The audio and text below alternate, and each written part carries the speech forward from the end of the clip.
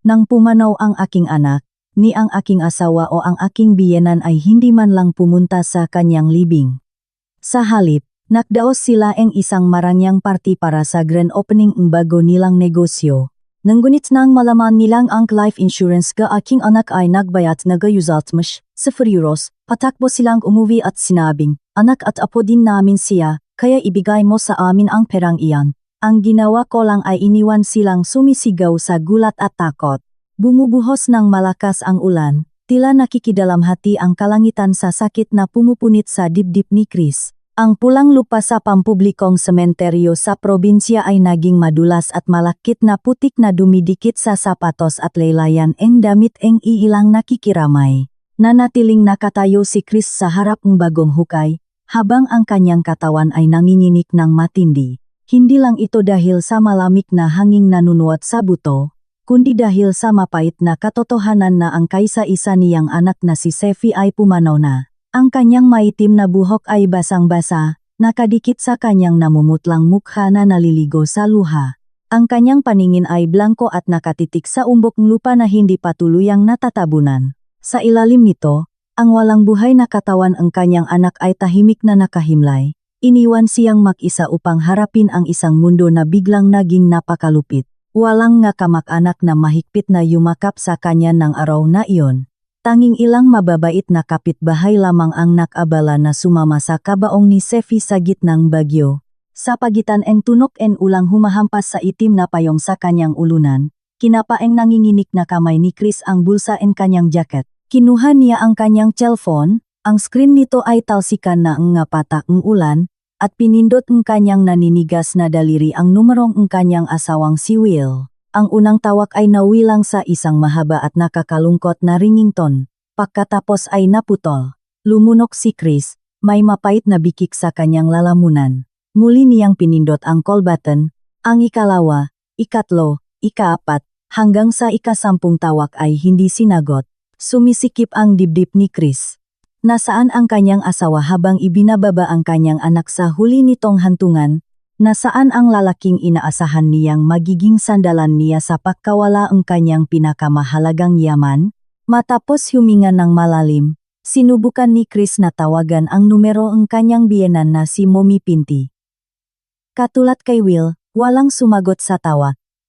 Hindi siya sumuko. Patuloy niyang tinawagan ang numero ng kanyang asawa ng paulit-ulit. Hindi pinapansin ang tinging may awa ang sepulturero na tumatapos sa kanilang trabaho. Kailangan ni Chris si Will. Kailangan niya ang kanyang asawa para magpaalam kay Sefi sa huling pagkakataon, ngunit katahimikan lang ang sumalubong sa kanya sa kabilang linya. Matapos ang dosa-dosa ng pagsubok, sa isa sa mga huling tawag, sa wakas ay huminto ang pakring. May sumagot. Tumalon ang puso ni Chris sa pag-asa. Gayunpaman, ang pag-asang iyon ay nadurok nang marinig niya ang ingay sa kabilang ibayo. Mula sa telepono, hindi nakarinig si Chris ang maboses ang pagluluksa o pakiyak.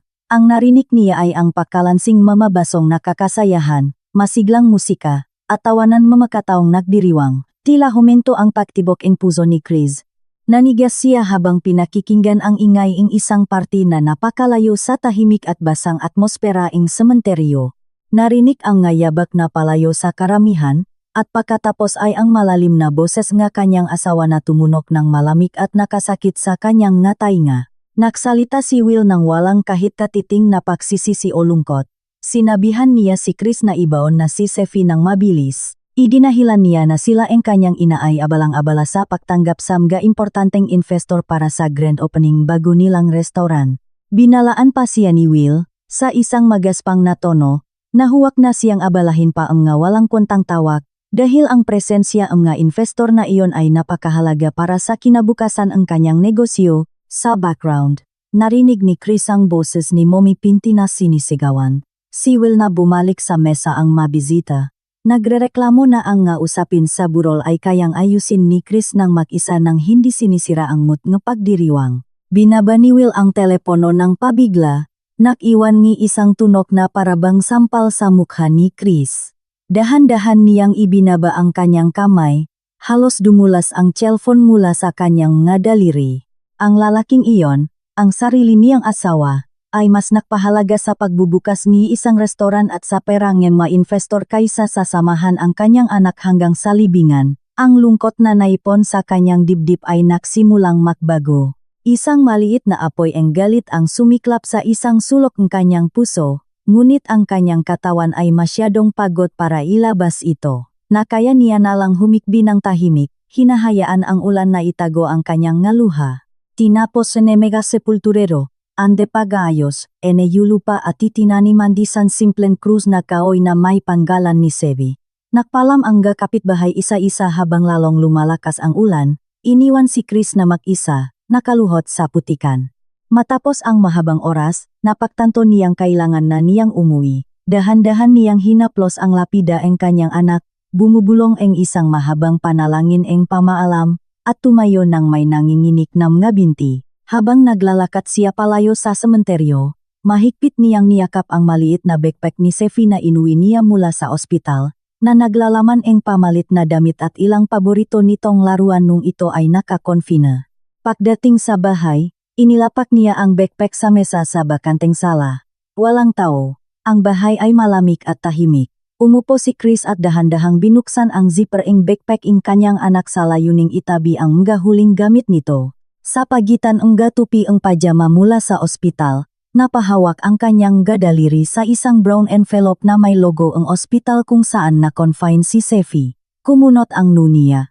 Wala siyang natatanda ang natanggap na anumang dokumento mula sa administrasyon nang ayusin niya ang paglabas ng katawan ng kanyang anak kaninang umaga. Nang may nanginginig na kamay, binuksan niya ang envelope at kumuha ang isang opisyal na sulat. Nilakbay ang kanyang mamata ang mga linyang nakaprint sa papel. Bumilis ang kabok ng kanyang dibdib nang basahin niya ang pamagat. Notifikasyon ni pagkakansela ni pamamarang medikal. Napatigil ang pahinga niya. Nanlaki ang kanyang mamata nang mabasa na ang operasyon ni Sevi, na nakasedul 2 araw na ang nakakaraan, ay kinanselan ng walang pasabiing isang kaanak. Sa ibabang bahaging ang sulat ay may isang pirma na nagsasaad ang pagpapahintulot. Ito ay pirmang ang kanyang asawa si Will. Ang sumunod na pangungusap sa sulat ay dumurok sa natitirang katinuan ni Chris, ipinapaliwanag dun na dahil sa pagkansela, ang depositong ibinayat sa ospital para sa gastos ang operasyon ay ini-withdraw at ibinalik ng buo sa isang bank account na nakapangalan kay Will. Binitivan ni Chris ang sulat sa mesa. Tinakpan niya ang kanyang bibig ang 2 kamay para pigilan ang isang napigilang tili. Hindi namatay si Sevi dahil wala nang lunas ang kanyang sakit. Namatay si Sevi dahil sinadyang kanselahin ang operasyon niya. Ang perang inipon ni Chris nang may labis na pahihirap para sa operasyon ay kinuha ng sarili niyang asawa.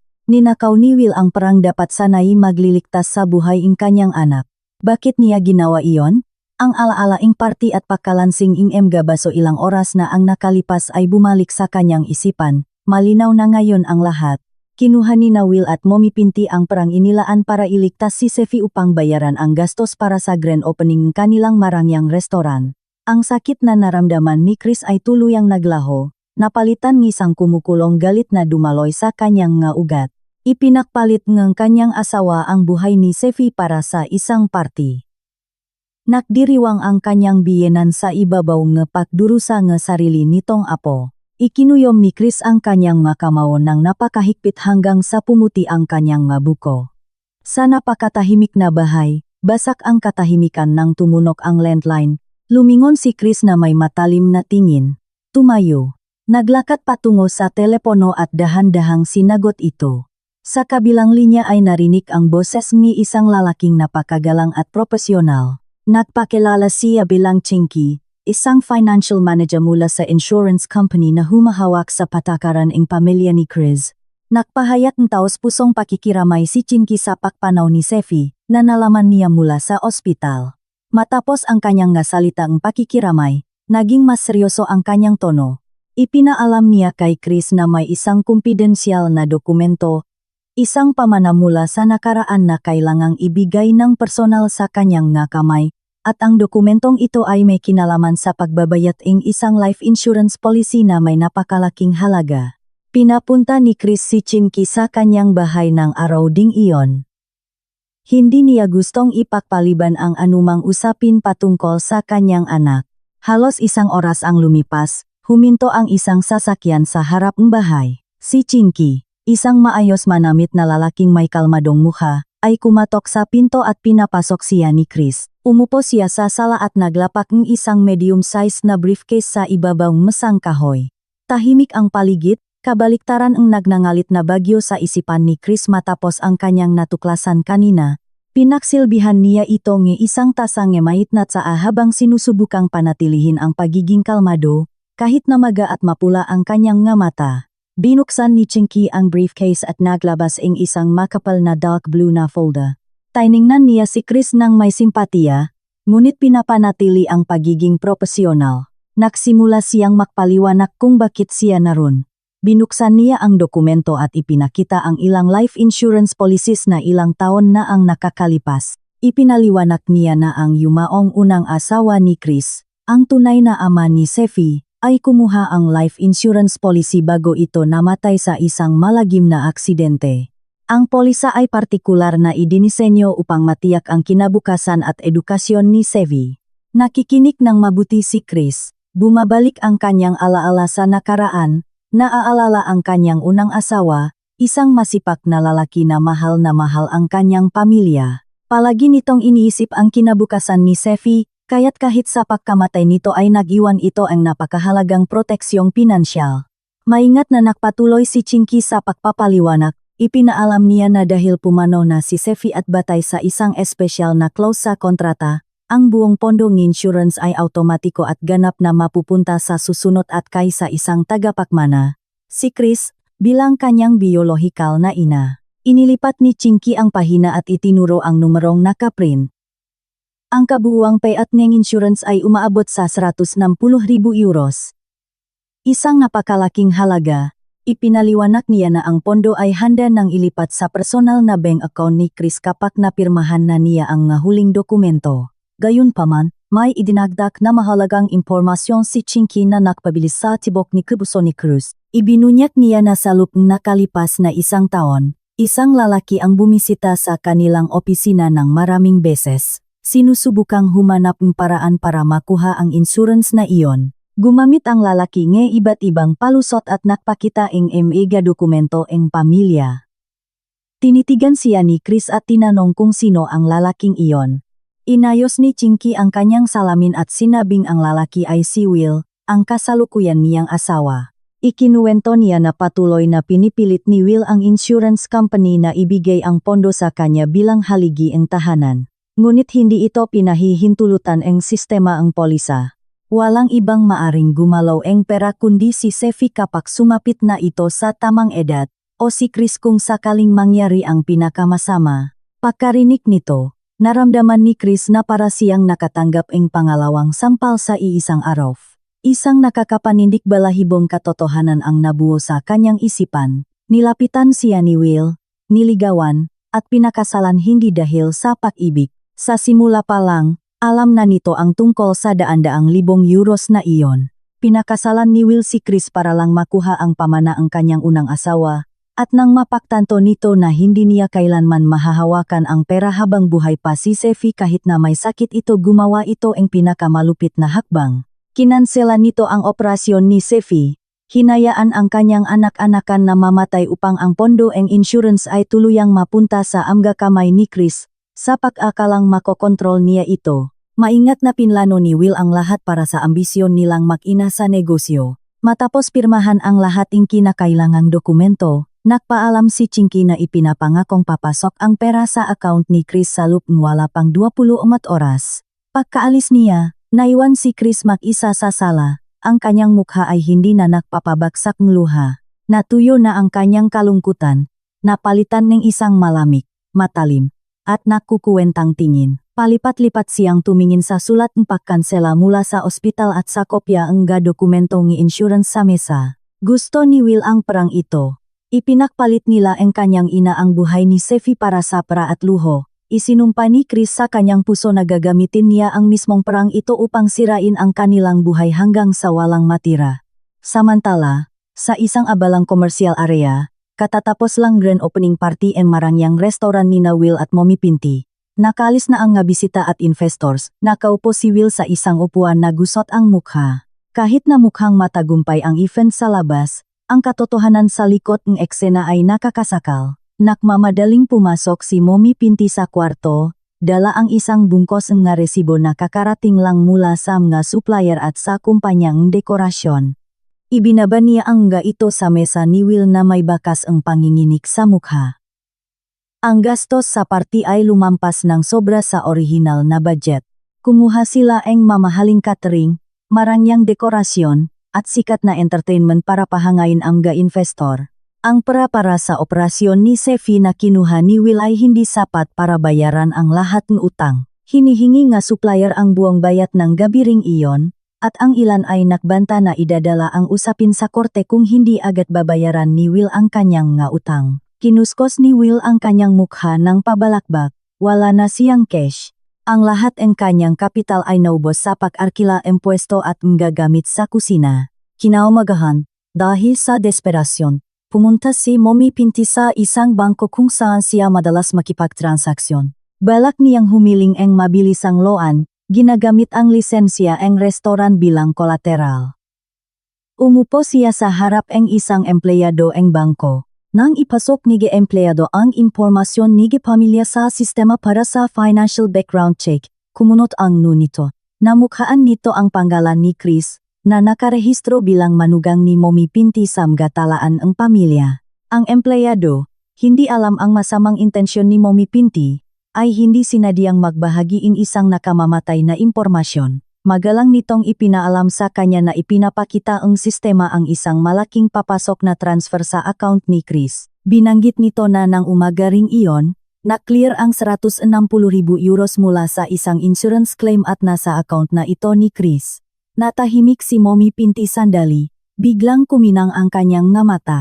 Ang halagang 160,000 euros ay nakpaikot-ikot sa kanyang isipan. Sobra-sobra pa ito para bayaran ang lahat ng utang at magkaroon ng karagdagang kapital para sa restaurant. Agad niyang kinansela ang loan application at patakbong lumabas ang bangko. Agad niyang tinawagan si Will, hinihingal, para ibalita ang magandang balita. Sinabi niya na ang pera mula sa insurance para sa pagkamatay ni Sefi ay dumating na sa wakas at nasa amga kamay ang kanyang tangang asawa, si Will, na nai-stress sa mga babayarin, ay ngumiti ng malapat. Nakbunga ang kanyang kasuklam-suklam na plano. Pareho silang sumang-ayon na gumawa ang estratehiya para makuha ang pera. Alam nilang siguradong wasak na wasak si Chris sa pagkamatay ng kanyang anak. Gagamitin nila ang kanyang kalungkutan para sa kanilang pabor. Pinlano ni Will at Mommy Pinti na umuwi ng gabing iyon, isuot ang pinakakumbinsidong maskara ng pagdadalamhati, at magpanggap bilang pinakanagluluksa at nasasaktang pamilya upang agawin ang daan-daang libong euros mula sa mga kamay ni Chris. Lumalim ang gabi, nakdadala ang lamig na nanunuot sa buto. Ngunit ang lamig na iyon ay hindi may kukumpara sa yelong ngayon ay namamalagi sa puso ni Chris. Nakaupo siya, hindi gumagalaw, sa isang silya sa kanyang sala, hinahayaang dahan-dahang gumapang ang kadiliman at balutin ang bawat sulok ng kwarto. Wala siyang binuksang ni isang ilaw. Ang kanyang mga mata ay nakatitik sa amga papel sa mesa amga dokumento eng insurance eng yumaong unang asawa at ang sulat eng medical na pagkansela na nilagdaan ni Will. Ang katotohanang nabunyak ng araw na iyon ay umiikot sa kanyang ulo na parang sirang plaka na tumutuktok ng himik ng kamatayan. Si Sefi, ang kaisa-isa niyang kadugo, ay kinuha sa kanya hindi lamang ang tadana, kundi ang kasakiman, nga taong nanirahan sa iisang bubong kasama niya. Ang sarili niyang asawa at biyenan ay naksapwatan upang ipagpalit ang huling hininga ni Sefi sa mga makamundong luho. Ang sakit na kanina ay lumunot sa kanyang katinuan ay sumingaw na ng walang iniwang bakas. Napalitan ang apoying apagihiganti na nakniningas ng maliwanag sa kanyang dibdib. Hindi na muling papatak ang luha ni Chris para sa mga taong dahan-dahang pumatay sa kanyang anak. Sa gitna ang nakakabinging katahimikan, binasak ang ugong ang makina ang isang marangyang sasakyan ang kapayapaan ang gabi. Sinaklaw ang headlight ang pader ang sala, tumagos sa mga siwang ang kurtina. Nanatiling nakaupo si Chris ng tahimik, hindi gumalaw ang kahit isang pulgada. Alam na alam niya kung sino ang bibisita sa kanya sa ganoong oras. Tiyak na ginawa ang empleyado ng bangko ang kanyang gawain ng hindi sinasadya. Nailabas ang mahalagang impormasyon tungkol sa pagbabayad ng insurance sa kanyang biyenan. At nga naman, Hindi nagtagal matapos mamatay ang makina, narinig ang pakalabok ng pinto ng sasakyan. Sinundan ang mabibilis na yabak na tumatawid sa harap ng bakuran. Pabiglang itinulak ang front door, bumungat ang nga anyo ni na Will at Mommy Pinti na nakatayo sa may pintuan. Hinihingal ng walang inaksayang segundo, tumakbo si Will papunta sa inuupuan ni Chris. Ibinaksak niya ang kanyang sarili sa malamig na sahig, lumuhod sa paanan ng kanyang asawa. Isang pakiyak na tila nakakadurok ang puso ngunit ganap na peka ang bumasak sa katahimikan. Pinalo-palo ni Will ang kanyang dibdib, isinisigaw ang pangalan ni Sefi ng paulit-ulit, na parabang siya ang pinakamalungkot na ama sa buong mundo. Itinago niya ang kanyang mukha sa hita ni Chris, na nanangis kung gaano siya kawasak dahil hindi siya nakarating sa laibing ang kanyang anak-anakan kaninang umaga, sa isang nanginginig at punong-puno ang kasinungalingang tono. Nagdahilan si Will na naipit siya sa isang napaka-urgent na usapin sa negosyo na hindi niya kontrolado, bagaman ang kanyang puso ayon sa kanya ay sumisigaw na tumakbo at yakapin ang katawan ni Sefi sa huling pagkakataon, na parabang ayaw makpahuli sa pag-arte. Ginampanan din ni Mommy Pinti ang kanyang papel ng buong husay. Ang matandang babae ay naglakat ng may pagod na hakbang papunta sa sofa. Ibinaksak ang sarili na parabang nawalan ang lahat ng lakas. Kinuha niya ang isang unan na madalas gamitin ni Sefi habang nanonood ang TV. Niyakap niya ito ng mahigpit at nagsimulang umiyak ng malakas. Umaalok ang kanyang mabalikat. Nagdadalam hati siya sa paos na boses, sinasabing gaano niya kamahal ang kanyang apo higit sa anupaman sa mundo. At na siya ay lubos na nabigla at nawasak nang malaman ang pagkamatay nito. Umaarte na parabang hindi siya ang mismong taong nagsabi kay Will na huwag pansinin ang ngatawak ni Chris habang ibinababa ang katawan ni Sefi sa libingan. Pinakinggan ni Chris ang buong litanya ang pagdadalamhati nang walang reaksyon sa kanyang mukha. Ang kanyang tingin ay diretso at blanko, ngunit ang kanyang isipan ay matalas na nakisip. Hinuhubaran ang bawat kasinunggalingan na lumalabas sa bibig ang kanyang asawa at biyenan. Naramdaman niyang sinusubukan hawakan ni Will ang kanyang kamay, at kinailangan niya ang lahat ng kanyang panloob na lakas para hindi iwaksi ang maruming kamay na iyon na may labis na pandidiri. Ang kamay na ngayon ay nakahawak sa kanya ay ang mismong kamay na kumitil sa pag-asa ni Sefi na mabuhay. Hinayaan ni Chris na magsalita si Will. Nahihintay kung saan papunta ang mapanlinlang na usapang ito.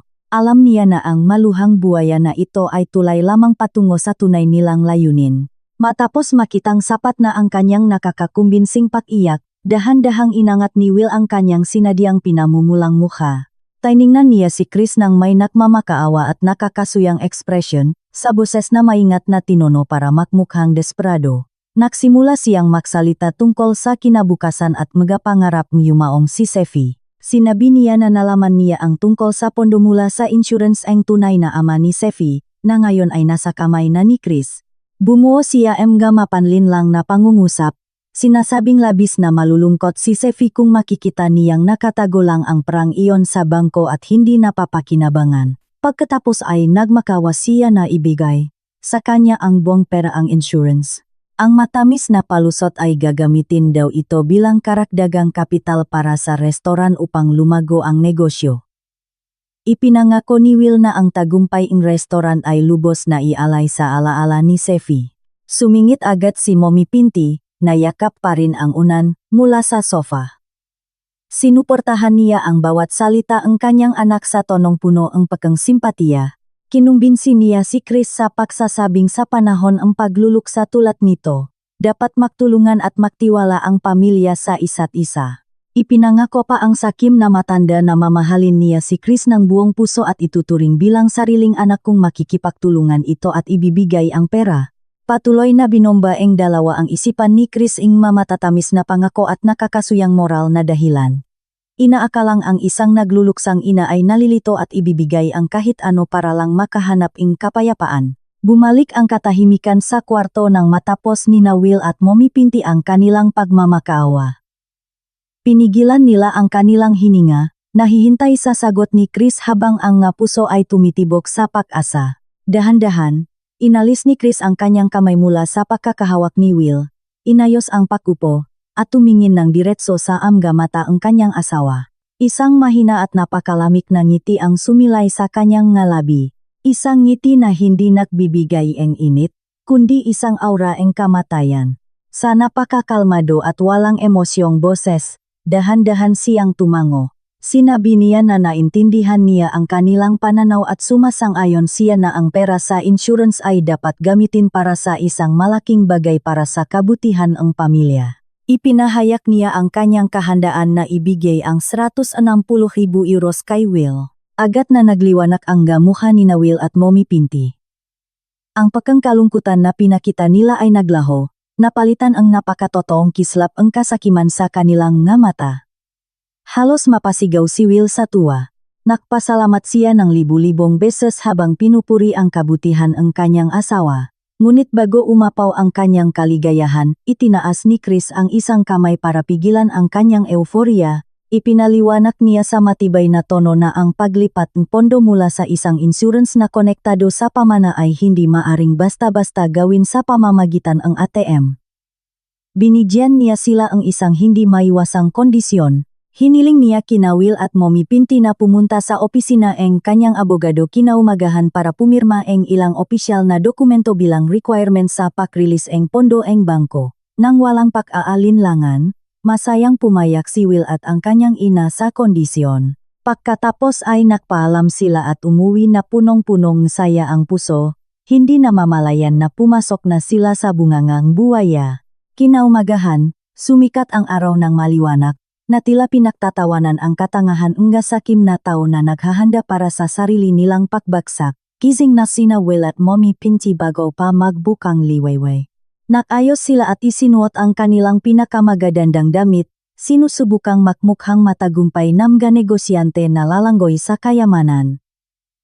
Isang aroganteng ngiti ang hindi nawala sa kanilang mukha buong umaga. Sumakay sila ing taxi papunta sa address ing law firm na ibinigay ni Chris. Habang nasa biyahe, umiikot ang kanilang usapan sa mga plano sa paggasta at pagbili ng galuho na gagawin nila sa sandaling mapasakamay nila ang pra mula sa insurance. Wala ni isang salita ang panalangin o pagsisisi para sa yumaong si Sefi, na ang katawan ay hindi pa umaabot ni isang araw sa laibingan. Yuminta ang taxi sa harap ng isang marangyang office building sa sentro ng lungsod. Lumabas si Will nang nakalabas ang dibdib, sinundan ang kanyang ina na naglakat ng may ere, na parabang siya ang may-ari ng gusali.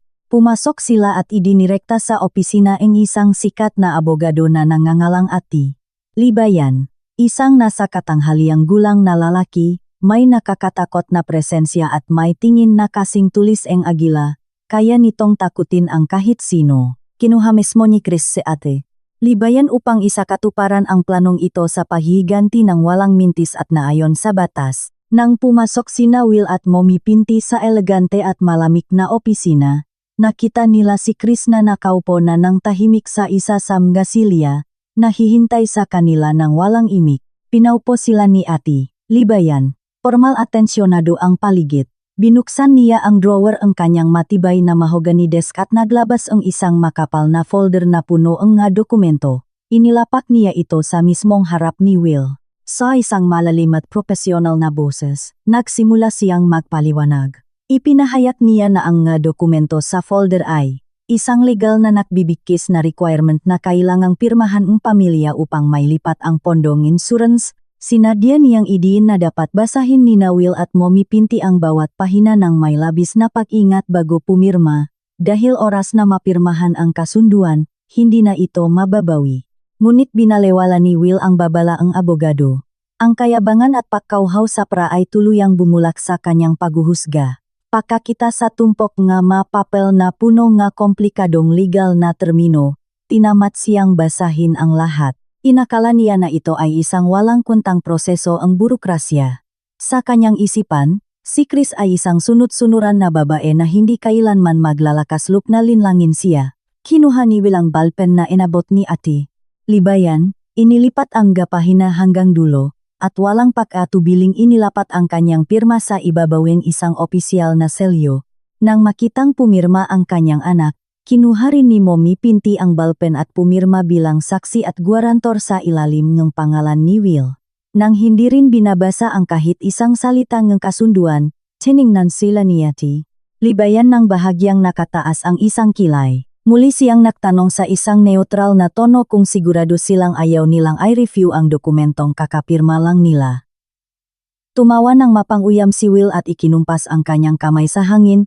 Sinabi niya na lubos siyang nagtitiwala sa kanyang asawa at nagmamadali siya, dahil marami pa siyang usapin sa restaurant na kailangang asikasuhin ng araw na iyon. Pagkarinig sa aroganteng sagot na iyon, tumango lang si Ate. Libayan, kinuha ang dokumento, inayos ito, at tahimik na tumingin kay Chris. Nakpalitan silang isang maikling ngunit makahulugang tingin. Nakasara na ngayon ang nakamamatay na bitak at kinandado mismo mga biktima ang pinto mula sa loop gamit ang sarili nilang makamay. Pagtakas sa law firm, pakiramdam ni na Will at Mommy Pinti ay naglalakat sila sa ulap. Pakiramdam nila ay nanalo sila sa laban ng napakatalino. Bit-bit ang kopya ang dokumentong kapipirma lang nila. Naniniwala sila na ang daan-daang libong euros mula sa insurance ang kanyang anak-anakan ay nasa kanilang poder na. Dahil sa labis na kumpiyansa, nakpasya si Will na dapat nilang ipagdiwang ang makasaysayang araw na ito. Dinala niya ang kanyang ina sa isang mall, kumain sa isang mamahaling restaurant, at umarte na para bang lahat na problema nila sa pra ay naresolba na, kahit na sa totoo lang, ang nga bills at banta mula sa nga inutangan ay patuloy na nakabuntot sa kanilang negosyo na pasatsat na. Pagsapit nga hapon, lalo pang lumaki ang pekeng-tapang ni Will. Dinala niya ang kanyang ina sa opisinang isang kilabot na loansark sa kanilang lugar, na nagpahiram sa kanyang paunang kapital para sa restaurant. Ang intensyon ni Will ay hindi para magbayad ng utang, kundi ang kabaliktaran. Binalak niyang gamitin ang kopyang dokumento bilang pekeng kolateral para umutang pa ang karagdagang pera. Plano niyang gamitin ang bagong utang para bayaran ang nga supplier. Kumbinsido siya na kinaumagahan, ang praeng insurance ni Chris ay sasapat upang mabayaran ang lahat ang kanyang utang ng minsanan. Sa isang madilim na kwarto na puno mga lalaking mukhang basagulero, umupo si Will sa harap ng boss mga nakpapautang. May malapat na ngiti at aroganteng tono, ibinato niya ang kopya ang dokumento sa mesa. Sinabi niya na ito ang patunay ng pagbabayad insurance na papasok sa kanyang account kinabukasan. Humingi siya ng karagdagang utang ng gabi ring iyon para sa mas malaking selebrasyon. Tiningnan ang nakpapautang si Will ng tahimik, kinuha ang dokumento, at sinimulang basahin ito pahina bawat pahina. Hindi tulad ni Will, ang nakpapautang ay maingat. Nang dumaan ang kanyang nga mata sa mga pangungusap sa gitna ang dokumento, isang nakakapangilabot na ngiti ang sumilay sa kanyang magaspang na mukha. Nang mapagtanto ang kahindik-hindik na katangahan aroganteng lalaking nasa harap niya, isang umaalingaw-ngaw na halakhak mula sa boss ng sindikato ang bumasak sa tensyon sa madilim na kwarto. Napakalakas at nakakainsulto ing tawa kaya't umalingaw-ngaw ito sa mga pader. Napahawak ang lalaki sa kanyang tiyan sa kakatawa. At ang kanyang nga tauhan, na mukhang mapanganib, ay ngumiti rin ng may pang-insulto. Sa kabilang panik ng mesa, nalito si Will. Ang aroganteng ngiti na suot niya kanina ay naglaho. Napalitan nga pakunot ngenu sa hindi pagkakaintindi, tumingin siya kay Mommy Pinti, na mukhang naguguluhan din. Naglakas loob si Will na tanungin ang nakpapautang kung anong nakakatawa. Sa kanyang isipan, kakapresenta lang niya ang garantiya na nakakahalaga ang daan-daang libong euros, iginiit pa niya, sa isang medyo autoritaryang tono, na ibigay na sa kanya ang karagdagang utang ng gabi ring iyon ng walang paligoy-ligoy. Pagkarinig sa aroganteng demand na ito, agad tumigil sa pagtawa ang usurero. Naging malamig at nakamamatay ang kanyang ekspresyon sa ilang segundo. Tiningnan niya si Will ang nakakatakot na tingin ang isang maninila na pinakmamasdan ang kanyang tangang biktima na nahuhulog sa bitak. Sa isang mabagal at sinadyang galaw, ibinato niya ang kopya ang dokumento sa mukha ni Will.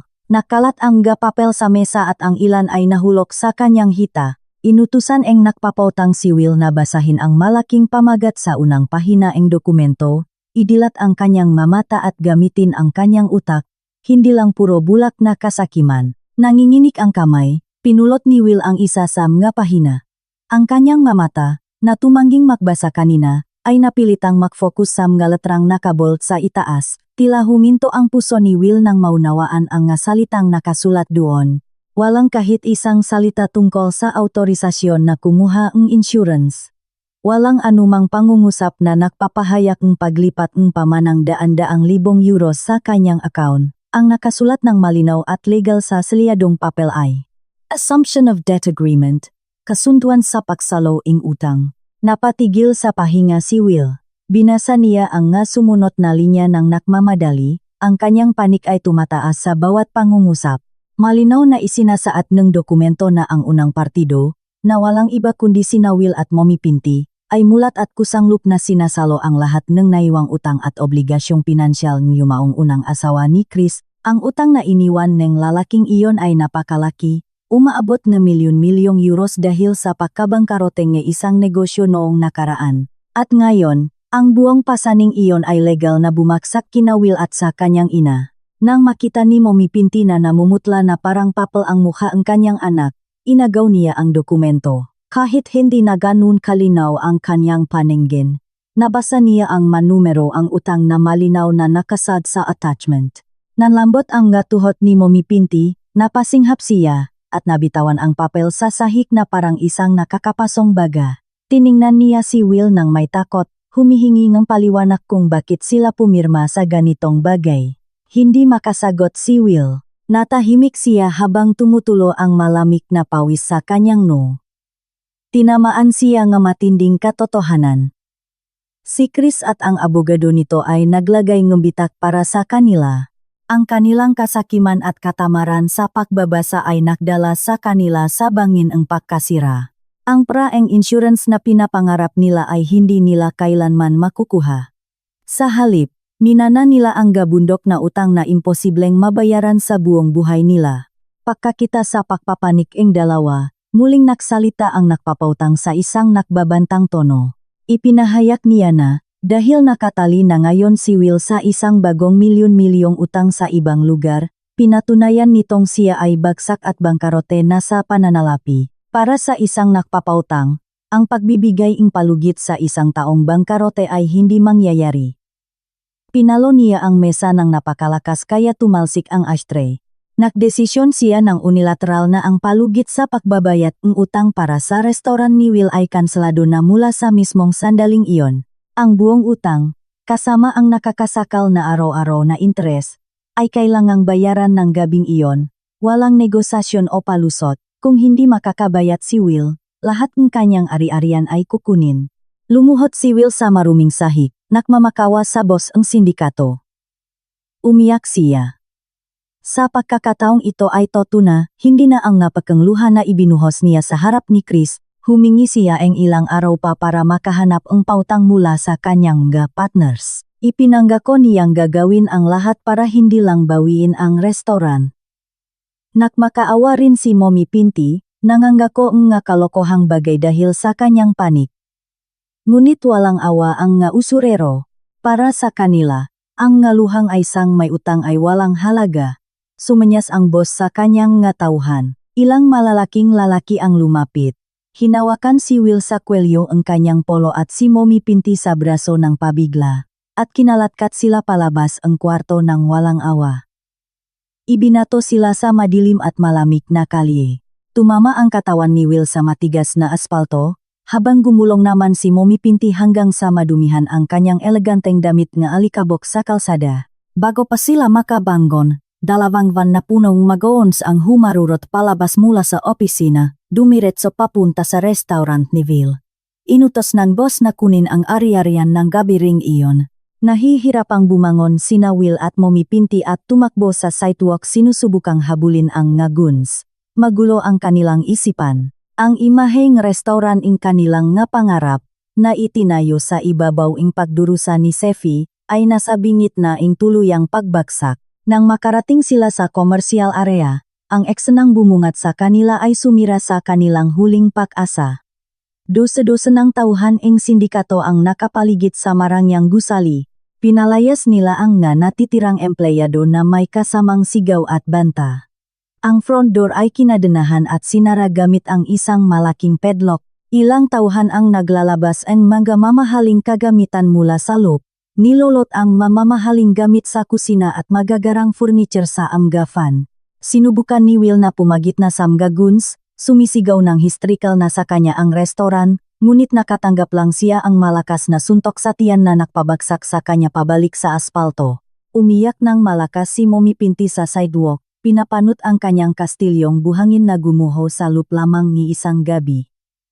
Nawala na ang lahat sa kanila, kayamanan, dignidad, at ngayon sila ay mga pulubi, tinutugis nga milyon-milyong utang. Pakiramdam ni Will at Mommy Pinti na mas madilim at nakakasakal ang gabi, na ngayon ay nakayuko sa isang sulok ng kalsada. Ang mamahaling damit na suot nila kaninang umaga ay madumi at gusot na ngayon, katulad nga kanilang tadhana, na umikot nga 180 degrees sa loop lamang ang ilang oras. Ang marangyang restoran na labis nilang ipinakmamalaki ay tuluyan ng inangkin nga nakpapautang ng walang iniwanan. Walang kakilala o business partner ang sumagot sa mga tawag nila nang humingi sila ang tulong, na nagpapatunay na lumalapit lang ang mga tao kapag mukhang may pera ka. Sa gitna ang desperasyon na bumabalot sa kanyang isipan, ikinuyom ni Will ang kanyang nakamao. Ang kanyang nga mata, pula dahil sa sakit at galit, ay nakatitik sa kanyang ina. Sa kanyang blangkong isipan, may naiwan na lang na isang pangalan na inakala niyang magiging daan palabas sa impyernong ito, Chris. Marahas na hinawakan ni Will ang braso ni Mommy Pinti. Pinipilit itong tumayo kahit na nanginginig na ang nga binti nito sa pagod. Sinigawan niya ang kanyang ina na hindi sila pwedeng sumuko. Kinumbinsi niya ito na siguradong nasa bahay pa rin ni Chris ang pera mula sa insurance, maging sa cashman ito o sa isang passbook. Gumawa ng teorya si Will na ang assumption of debt document ay isang panlilinlang lang ang abogado, ngunit ang totoong pra ay nasa kontrol pa rin ang kanyang asawa. Udioking matinding kasakiman at panik, nagplano si Willing isang desperadong hakbang. Iminungkahi niya kay Mommy Pinti na pumunta sa bahay ni Chris ng gabi ring iyon, desididong pumasok ng sapilitan, nakawin ang passbook, at pilitin si Chris na i-transfer ang pera ang insurance sa kanilang account, gamit ang dahas kung kinakailangan. Nakmadali silang naglakat sa kadiliman ang gabi, pinapagana ang gahuling butil ang enerhiya na natitira dahil sa takot na mahuli ang malulupit na nakpapautang. Ang biyahe pabalik sa bahay ni Chris ay napakahaba at nakakapagod, dahil wala na silang para magtaksi. Kinailangan nilang maglakat ang ilang kilometro sa amga desyertong kalsada, bahagyang nailawan lamang ang malamlam na ilaw mga poste. Pagdating nila sa tapat ang gate ng bahay kung saan sila tumira kasama si Chris, kakaiba ang paligid. Ang bahay ay balot ng dilim. Walang nakabukas na ilaw sa garahe at ang katahimikan sa paligid ang bakuran ay napakalalim na para bang matagal na itong inabandona. Hindi pinansin ni Will ang kakatuwang ito.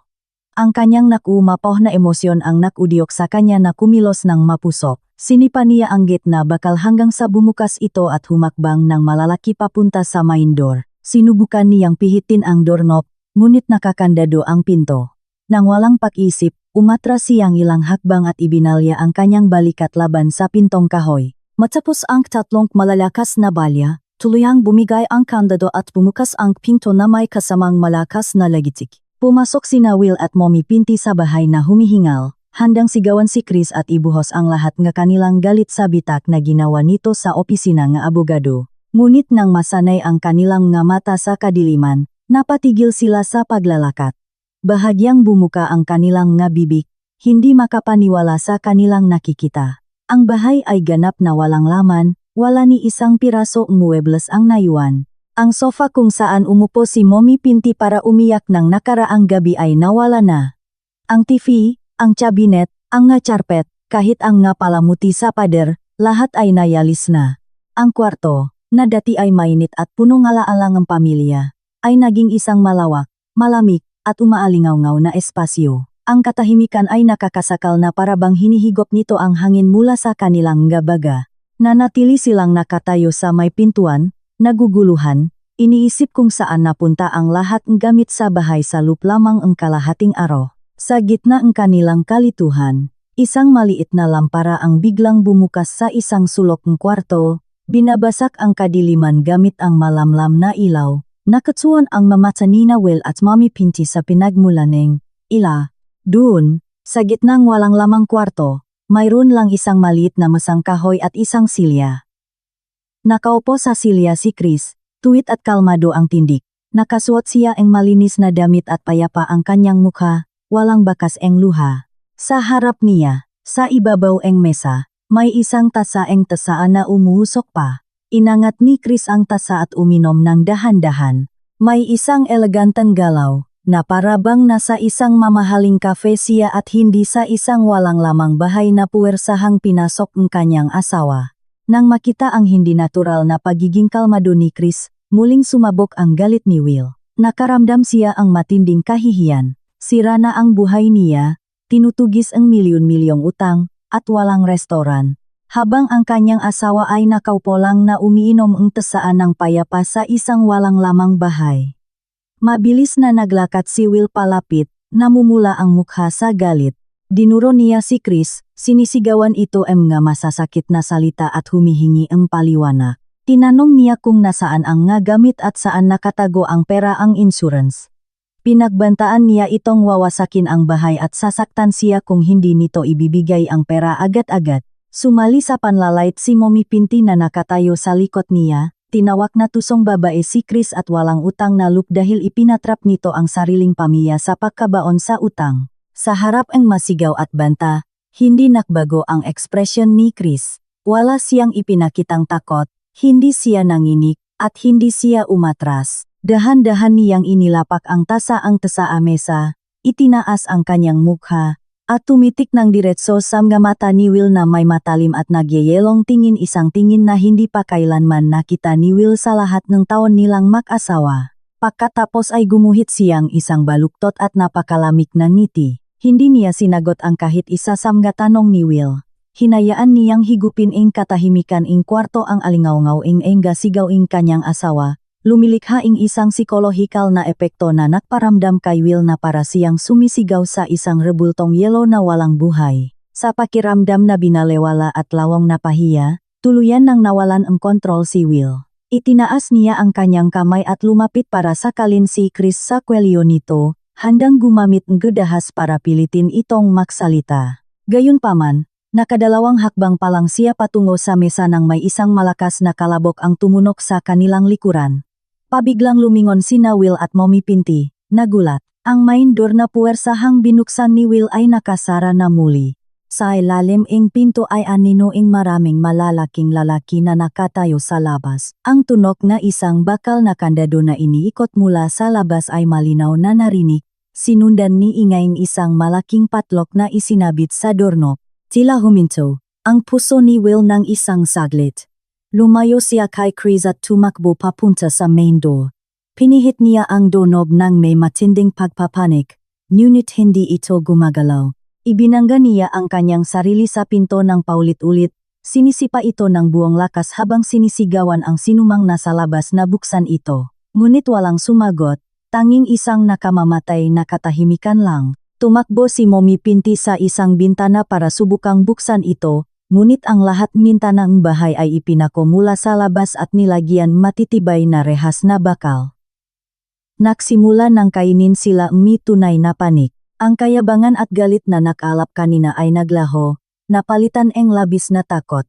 Dahan-dahang lumingon si Will at tiningnan si Chris, na patuloy na nakaupo ng tahimik sa kanyang silya. Napagtanto nila ang isang nakakatakot na katotohanan. Hindi sila pumasok sa bahay para magnakaw. Kusa silang pumasok sa isang kulungan, nakakulong kasama ang taong may pinakamalaking uhaw sa paghihiganti para sa paggamatay ng kanyang kaisa-isang anak. Ang panik na bumalot kina Will at Mommy Pinti sa walang lamang kwarto ay lalong naging nakakasakal. Patuloy na kinakalabok ni Will ang main door, na ngayon ay nakakandado na mula sa labas. Lumilikha ng paos na tunok na umaalingaw sa mga bakanteng dingding. Hinihingal siya, basang-basa and malamig na pawis ang kanyang mukha. Sumigaw siya sa paos na boses, nakmumura at inuutusang buksan ang pinto, ngunit walang saysay ang lahat. Ang matibay na pinto ay hindi man lang gumalaw kahit 1 milimetro. Si Mommy Pinti, na naghahanap pa ng ibang lagusan, ay bumaksak sa hik. Umiyak ng walang mapaglagyan at isinusumpa ang kanyang malagim na kapalaran. Sila ay ganap na natrap. Walang kahit na anong butas para matakasan ang lugar na ngayon ay tila isang execution room. Sa labis na pagod, humarap si Will. Ang kanyang tingin ay dumapo muli kay Chris, na nakaupo pa rin ng may hindi matinak na kalmado. Ang kanyang pakapayapa ay nakpatayo sa balahibo ni Will. Walang takot, walang panik, at walang luha sa kanyang mukha. Pinakmamasdan lang niya ang bawat galawng kanyang asawa at biyenan na may malamig na tingin, parang isang mangangaso na natutuwang panoorin ang kanyang biktimang nakulong sa bitak. Sinubukan ni Will na ipunin ang natitira niyang tapang. Lumapit siya sa mesa at gamit ang nanginginig na daliri ay dinuro ang kanyang asawa. Humihingi ng susi at pera mula sa insurance para mabayaran niya ang kanyang utang ng gabi ring iyon. Hindi sumagot si Chris. Sa isang mabagal at kalkuladong galaw, tumayo siya. Naglabas siya ng isang maliit na remote control mula sa kanyang bulsa. Nang walang sinasabi, pinindot niya ang isang button. Biglang narinig ang ugong ng isang makina. Isang nakatagong projektor sa kisame ang bumukas. Naglalabas ang sinak ng liwanag na humati sa kadiliman ng kwarto. Tumutok ang liwanag ng diretso sa blankong pader sa likod ni Chris. Ginagawa itong isang higanteng screen. Natahimik sina Will at Mommy Pinty. Ang kanilang atensyon ay ganap na nakuha ang imahe na nagsimulang lumabas. Isa itong recording mula sa isang CCTV kamera na may malinaw na kalidad. Ang lugar ay kilalang-kilala. Ang hallway sa administrasyon o ospital kung saan na-confine si Sevi. Nakatutok ang kamera sa registration counter. Hindi nagtagal ay lumabas si Will sa recording. Nakita siyang nakmamadaling lumapit, palingalinga sa paligid para makasigurong walang nakatingin sa kanya. Sa lupong walang lamang kwarto, nahihirapang lumunok si Will. Naramdaman niyang gumuho ang lupa sa kanyang paanan nang mapagtanto niya kung ano ang ipinapalabas ng kanyang asawa. Sinubukan niyang umiwas ang tingin, ngunit parang nakadikit ang kanyang mata sa screen. Si Mommy Pinty, na nasa sahig, ay tinakpan ang kanyang bibig gamit ang kamay, nanlalaki ang mata. Hindi tahimik ang imahe. Ikinonekta ni Chris ang projektor sa isang speaker. Umalingong ang tunog mula sa hallway ng ospital sa lupang bakanteng bahay. Pagkatapos, malinaw na narinig ang usapan ni Will at isang empleyado ng ospital. Umalingaw ang malalim na boses ni Will. Nakakadurok ng puso para sa kahit sino, maliban na lang sa dalawang sakim na tao sa kwarto. Sa recording, sa isang matatak at walang alinlangang boses, inutusan ni Will ang empleyado na kanselahin ang lahat ng schedule sa operasyon ng kanyang anak-anakan. Nakalok pa siya ang suhol, inutusan ang empleyado na pakain ang pirma para sa consent ng pamilya upang ma-withdraw ang deposit para sa operasyon bilang kes ng mismong araw na iyon. Nagpatuloy ang usapan. Narinig ang empleyadong nag-alinlangan, binabalaan si Will na ang bigla ang pagkansela ng medical procedure para sa pasyenteng nasa kritikal na kondisyon tulad ni Sevi ay maaring magdulot ng kamatayan. Ngunit ang sagot ni Will sa recording ay sumira sa anumang limitasyon ng pagiging tao. Sa isang malamig at mapang-insultong tono, sumagot siya na wala siyang pakialam. Sinabi niya ng malakas na mamatay rin naman ang bata, at ang pera para sa operasyon ay mas pakikinabangan sa kanyang account para ipambuo ang kanyang marangyang restoran. Isang mahinang tawa mula kay Will, matapos sabihin ang malupit na pangungusap na iyon, ang tumapos sa recording. Iniwan lamang ang ugong ng projektor, namumutla na parang yelo ngayon ang mukha ni Will. Tila hinigop lahat ng dugo sa kanyang katawan. Ang kasinungalingan na labis niyang pinangalagaan. Ang pinakamaduming sikreto na inakala niyang naibaon na kasama ni Sevi, ngayon ay ipinapakita na may brutal na kalinawan. Hindi niya ito may kakaila. Hindi na siya makakapagtago. Ang ebidensya ay hindi matututulan. Si Mommy Pinty, na narinig ang buong recording, ay nakayuko na lamang. Nanginginig ang kanyang katawan sa takot. Napagtanto niyang alam na ang kanyang manugang ang lahat mula pa sa simula. Alam ni Chris na silang dalawa ang pumatay na hindi direktang kumuha sa buhay ng kanyang anak para lang sa ambisyon sa negosyo. Pinatay ni Chris ang projektor. Bumalik ang kwarto sa kadiliman. Ngunit ang tensyon sa hangin ay 100 beses na mas mabigat. Dahan-dahan siyang lumapit kay Will, na nakatayo pa rin parang isang estatwang walang kaluluwa. Ngayon ay ilang hakbang na lang ang pagitan nila. Tinitigan niya ito ng diretso sa mga mata na ngayon ay nagpapakitang labis na takot at desperasyon. Ang nakamamatay na katahimikan ang naging saksi kung paano ibinunyak ang pinakamalupit na pagtataksil sa isang elegante, ngunit nakakawasak na paraan. Kahit na nabunyak na ng buo ang kanyang pinakanakahiya at nakamamatay na sikreto, tumangging sumuko ang kasakiman at pagiging manipulatibo ni Will. Ang kanyang isipan, na desperado dahil sa banta ng usurero, ay naktulak sa kanya na kumilos ng wala sa katinuan. Sa kanyang utak, baka sirain siyang recording na iyon. Ngunit kung makukuha niya ang perang insurance ngayong gabi, may pakakataon pa silang ang kanyang ina na tumakas sa ibang siyudad at maksimula muli. Pilit inangat ni Will ang kanyang ulo, pinipigilan ang takot at ibinalik ang matalim na tingin sa kanyang asawa ng may ekspresyon ng ligaw na desperasyon. Habang bumabakat ang nga ugat sa kanyang lik, muli siyang sumigaw kay Chris. Binalewala niya ng tuluyan ang katotohanang kakapatunay lang na siya ang pumatay sa kanyang anak-anakan. Iginigit niya, sa isang nakakabinging boses, na ibigay sa kanya ang 160,000 euros ng mismong oras na iyon. Lumapit siya nang nakakuyom ang nga kamao, nakbabanta ang nakamamatay na karahasan kung hindi ito susunod. Sumigaw siya na wala na siyang pakialam sa mga recording o kahit ano pang ebidensya. Na-foreclose ang kaniyang restaurant at abot langit ang kaniyang utang dahil sa bitag kaninang umaga. Kaya, pakiramdam niya ay may karapatan siyang kunin ang pera ni Sefi nang sapilitan bilang tanging paraan ng kanyang pagtakas. Patuloy siyang lumapit, handang dumamba kay Chris at kapkapan ito para hanapin ang passbook. Nang makita niyang nagmamakaawa pa rin ang kanyang asawa para sa pera mula sa pagdurusa at pagkamatay ng kanyang anak, hindi napigilan ni Chris na tumawa. Isa itong mahinang tawa, walang laman, tuyo, at punong nakakadurok na sarkasmo. Ang tawa ni Chris ay nakpatigil kay Will. Tiningnan siya nito ng naguguluhan, hindi maintindihan kung ano ang nakakatawa sa isang napakadesperadong sitwasyon. Tumigil sa pagtawa si Chris at dahan-dahang naglakat patungo sa maliit na mesa. Mula sa ilalim nito, naglabas siya ang isang medium-sized na briefcase, ipinatong sa mesa, at binuksan ito na lumikha ang malakas na tunog na click. Inabot ni Will at momipinti ang kanilang ngalek, nanlalaki ang nga mata sa pag-asang makakita ang nga bungkos ang pera o taseke, ngunit nadurok muli ang kanilang pag-asa. Walang pera sa luping briefcase, naglalaman lamang ito ang makakapal na dokumento. Naglabas si Chris ang isang bote ang salamin na may malapot na tinta, at walang pag-atubili binuksan ito at ibinuhos ang buong laman sa mga dokumento. Sinisira kung ano man ang akala ni Will ay kanyang kaligtasan. Sumigaw si Will sa frustration. Pakiramdam niya ay parang sinunok ni Chris ang pra sa harap mismo ang kanyang nga mata. Ngunit ang tunay na gulat ay hindi pa dumarating. Pagkatapon ang walang lamang bote, kumuha si Chris ang isang manipis na folder mula sa kanyang panloop na bulsa, binuksan ito, at itinaas ang nilalaman nito upang malinaw na makita ni Will at momipinti. Ang papel na hawak niya ay ang land title ang lupa at gusali ang kanilang marangyang restoran. Pinaningkit ni Will ang kanyang mata para basahin ang pangalan ng may-ari. Nang mabasa niya ang pangalang nakasulat sa malalaking letra, bumigay ang kanyang ngabinti at bumaksak siya sa sahig na may malakas na kalabok. Ang titulo ng restaurant na labis niyang pinanggarap, ang gusaling itinayo niya sa pamamagitan ng pagsasakripisyo ng buhay ng kanyang anak-anakan, ngayon ay 100% legal na nakapanggalan kay Chris, walang bakas ang pangalan ni Will o momipinti.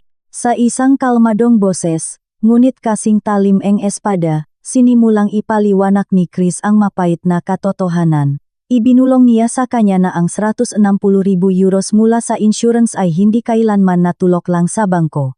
Sa sandaling pumasok ang pera, pinuntahan niya at ang kanyang abogado ang sindikatong nag-foreclose sa kanyang restaurant. Ginamit ni Chris ang buong pera ang insurance bilang cash payment upang direktang bilhin ang restaurant at ang karapatan sa lupa mula sa usurero, na nakataong naghahanap ng mabilisang bibili.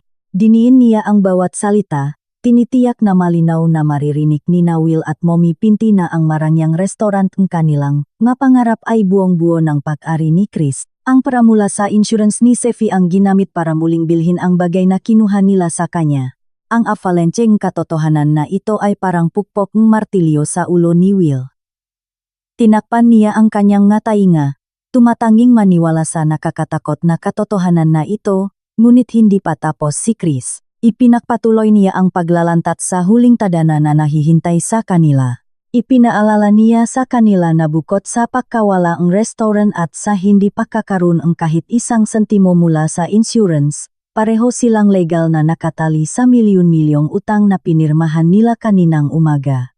Ngayon ay wala na silang ari-arian para bayaran ang interes na lumalaki araw-araw. tinapos ni Chris ang pagsasalita na sinasabing tapos na ang buhay nila, wala silang natitira kundi ang estado bilang nga pulubi na tutugisin ang utang panghabang buhay. At higit sa lahat, dala nila ang tatak ng pagiging mamamatay tao. Eksaktong pagkatapos ang huling pangungusap niya, binasak ng tunok ng sirena ang katahimikan ng gabi. Palapit ito ng palapit hanggang sa huminto sa harap ng bahay. Ang patay sinding ilaw nege ba police cars ay sumaklo sa mege dingding. Agad na naintindihan ni Will at Mommy Pinti kung anong ibig sabihin nito. Naibigay na ni Chris ang recording sa mga autoridad bago pa man sila dumating. Ang katotohanan na mabubulok sila sa kulungan para sa pagpatay at panloloko ay tumama sa kanila ng buong lakas, binalot sila ng takot. Ang asawa at biyenan, na napaka-arogante kanina, ngayon ay humihiyaw ng hysterical sa sahig. Nang mapagtanto na kakadalo lang nila sa selebrasyon ang pagkasira ang sarili nilang nga buhay, umalingaw-ngaw ang tunok ng sirena ang pulisya sa gabi, nagdadala ang mensahe ang hindi maiwasang pagkawasak para kina Will at Mommy Pinti. Lumilikhang mahahaba at nakakatakot na anino sa walang lamang kwarto ang nailong na pulisya. Sumiksik si Will sa isang sulok, tinatakpan ang kanyang nga tainga na para bang mapipigilan nito ang katotohanan na parating sa kanya. Umiyak ng hysterical si Mommy Pinti, kinakalmot ang sahig na kahoy. Tuluyan na silang nilamon ng panik. Walang takasan at walang kasinungalingan ang makapagliligtas sa kanila. Narinig ang mabibigat na yabak ng dos-dos ng pulis na pumapalibot sa bahay. Malalakas na kalabok ang yumanik sa main door, sinundan utos mula sa hepe na sumuko ang gana sa loop. Dahil nakapatlok ang pinto mula sa labas, kinailangan gumamit ang pulisya ang malaking bakal na pambasak ang pinto. Ang tunok ng bakal na tumatama sa kahoy ay umalingaw-ngaw na parang kulok. Sa ikatlong tama, nawasak ang pinto. Mahigit 100 ng unipormadong pulis ang pumasok sa kwarto na nakatutok ang nga baril. Pumasok ang hepe, nakatitik sa 2 taong nakadapa sa sahig at sa babaeng nanatiling kalmado malapit sa mesa. Nang makita ang pulisya, nawala sa katinuan si Mommy Pinti. Ang pagkawala ang kanyang ari-arian, ang milyon-milyong utang, at ang bantaan pagkakakulong ay nakpasabok sa kanya. Gamit ang enerhiyang desperasyon, tumalon siya at sumigaw. Sinusugot si Chris sa tangkang saktan ito, ngunit hindi gumalaw si Chris. Bago pa man dumapo ang nga kamay ni Mommy Pinti sa kanya, hinarang siya ang 2 pulis, at pinigilan siya gamit ang isang matinding hold. Pinosasan siya habang patuloy na sumisigaw at nakmumura. Samantala, alam ni Will na walang kwenta ang lumaban. Ang lalaking dati napaka-arogante ay gumapang paluhot sa paanan ni Chris. Umiyak siyang nakmamakaawa ang tawat. Nakiusap siyang bawiin ang kaso, nangangako na magiging alipin siya panghabang buhay kapalit ng hindi pagkakakulong. Binanggit niya ang kanyang anak-anakan, sinasabing hindi gugustuhin ni Sefi na makitang nakdurusa ang kanyang ama sa likod ng rehas. Tiningnan siya ni Chris ng may labis na pandidiri. Umatras siya ang isang hakbang upang hindi siya mahawakan ang nga mamatay tao nitong kamay. Sa isang malamig at tuwid na boses, sinabi niya na nasa kapayapaan na si Sefi, dahil eksaktong nakukuha na ang kanyang nga pumatay ang parusang nararapat sa kanila. Sumunyas siya sa hepe, at buong higpit na itinayo si Will ang 2 pang pulis at pinosasan. Nang makontrol na ang sitwasyon, inabot ni Chris sa hepe ang isang folder na naglalaman ang lahat ng ebidensya. Ang recording mula sa ospital, ang nga dokumento ng pinekeng pirma, at ang patunay ng paglilipat ng pondo. Lahat ay perpektong naayos ang kanyang abogado. Walang iniwang butas sa batas. Kinalatkat palabas ang bahay sina Will at Mommy Pinti. Ang malamig na hangin ang gabi ay humampas sa kanilang pawisan at luha ang nga mukha. Habang inilalakat sila patungo sa police car, napadako ang tingin ni Will sa isang eksenang nakpatayo ng kanyang balahibo. Sa kabilang kalsada, sa aninong isang malaking puno, may nakaparadang sasakyan. Katabi nito ang boss ang sindikatong nakpapautang at ilan sa kanyang matauhan. Tinitigan ang nakpapautang si Will at ngumiti ng malapat at nakakatakot. Dahan-dahan siyang tumango, isang tahimik na kilos na ang ibig sabihin ay malinaw at nakamamatay. Ang kulungan ay hindi magiging ligtas na lugar para kay Will. Ang nga naniningil nga utang ay may maraming koneksyon sa loop.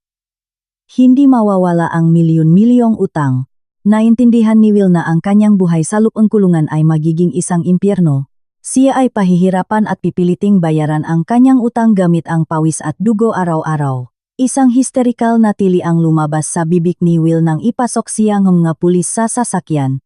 Sumara ang pinto, kinulong sila sa kadiliman na magiging kasama nila habang buhay. 6 na buwan ang lumipas. Lumipas ang panahon, pinagaling ang mga sugat at nagdalang hustisya. Ang kasong indirect murder at insurance fraud ay natapos na. Matibay at hindi matututulan ang nga ebidensya. Hinatulan ang huwes si Will ang pinakamataas na parusa para sa maraming krimen. Tumanggap din si Mommy Pinti ang halos parehong bigat na sentensya para sa kanyang sapwatan. Ang kanilang buhay sa loob ng kulungan ay isang walang katapusang pagdurusa. Katulad ang pahiwatik ng nakpapautang, naging torture chamber ang kulungan para sa kanila. Tiniyak nga tauhan ang sindikato sa loob ng kulungan na ang utang ay kinokolekta araw-araw.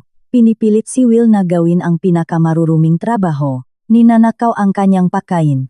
Ang kanyang katawan ay palaging puno ng pasa. Sa presinto ang kababayhan, nakdusa rin si Mommy Pinti. Ang kanyang kalusugan ay bumaksak ng husto. Ang kanyang kayabangan ay naging daing ang pagsisisi na walang sinuman ang nakikinig.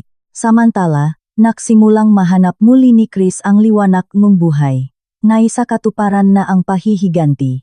Nakiwan ito ang espasyo na ngayon ay pinunan niyang kabutihan at kapayapaan.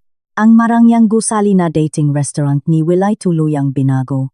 Ginamit ni Chris ang natirang pera, ang insurance at ang kanyang sariling ipon upang iparenovate ito. Sinira niya ang lahat, ni mapanggakit na dekorasyon at ginawa itong isang libreng pediatric clinic para sa mga bata mula sa mahihirap na pamilya.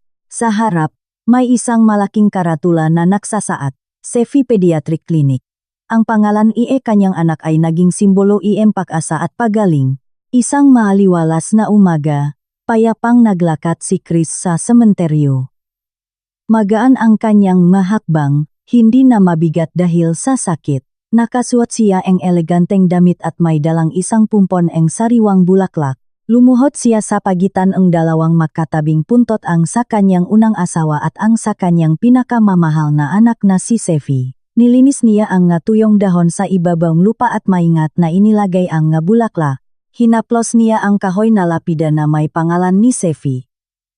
Wala na ang ngaluhang sakit, tanging isang tapat na ngiti na lang labis na ginhawa. Bumulong siya sa sariwang hangin ng umaga, sinasabi sa kanyang anak na tapos na ang lahat, nakamit na ang hustisya, at ang nga masasama ay nakbabayat na sa kanilang nga ginawa. Ikinuwento niya ang tungkol sa klinik, kung paano nakakatulong ang pangalan nito ngayon sa maraming iba pang bata upang labanan ang kanilang nga sakit. Ipinikit niya ang kanyang nga mata habang dinarama ang hangin sa kanyang mukha. Naramdaman niyang nakangiti sa kanya mula sa ibang lugar ang kanyang yumaong asawa at si Sefi. Binibigyan siya ang kanilang basbas. Ang kanyang tungkulin bilang inang naghahanap ng hustisya ay tapos na. Ang mabigat na dalahin na binuhat niya sa loob ng kalahating taon ay ganap nang naalis. Matapos magdasal, tumayo siya, tiningnan ang dalawang lapida sa huling pagkakataon, at tumalikot. Naglakad siya palayo sa sementeryo ng Taasno. Sa kanyang harapan ay may nakalatak na mahabang daan. Kahit na mag-isa siyang naglalakad, hindi na siya nakaramdam ang pangungulila. Ang alaalang kanyang anak ay palaging mananatili. Sa kanyang puso isang lakas na hindi kailanman mamatay. Ngumiti siya sa araw ang umaga. Sumusulong ng may matatak na hakbang para salubungin ang bagong yugto ang kanyang buhay, na ngayon ay puno na ang walang hanggang kapayapaan.